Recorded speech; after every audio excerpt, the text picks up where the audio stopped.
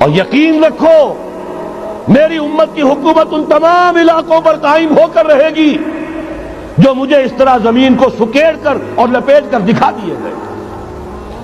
اب جس شخص کو بھی محمد کی رسالت پر ایمان ہے صلی اللہ علیہ وسلم، اسے کوئی شک نہیں ہو سکتا۔ دوسری روایت حضرت مقداد سے،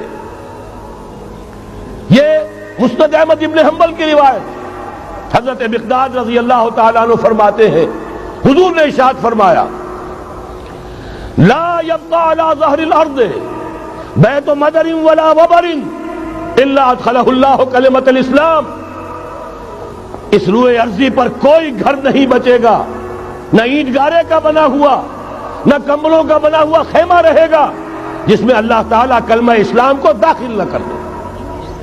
کل روئے ارضی پر ہر گھر میں اسلام داخل ہوگا۔